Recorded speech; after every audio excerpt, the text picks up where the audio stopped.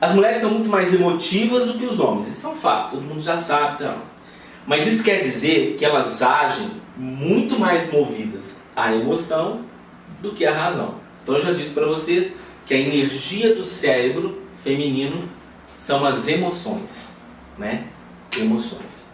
Então, há uma tendência, né, de que as mulheres se movam muito mais pela emoção do que pela razão. Só que eu falei agorinha aqui, que elas trabalham na regra muito mais efetivamente do que os homens.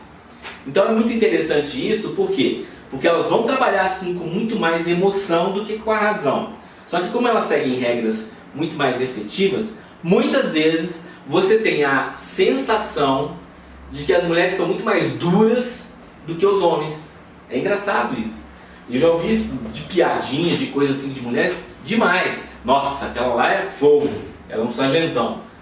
Emocionalmente ela está sofrendo, ela está dura, mas ela segue a regra muito mais rigidamente do que o homem. Então, você vai ver uma diferença. Creiam, né? O cérebro está regado de emoções e ela mobiliza muito mais energia, muito mais força, muito mais sensações para poder fazer com que as coisas aconteçam do que os homens. Só que ela faz cara de durona. É verdade.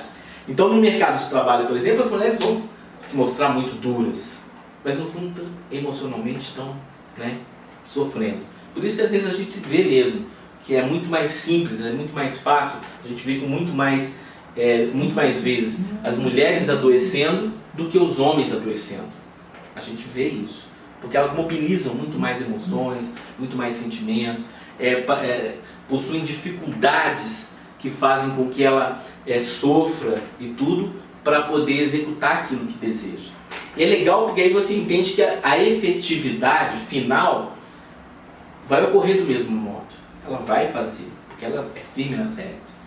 Mas vai sofrer, vai mobilizar, vai ficar mais suscetível a doenças e tudo mais, exatamente porque para ela as emoções são muito maiores, movem muito mais, mobilizam muito mais, né?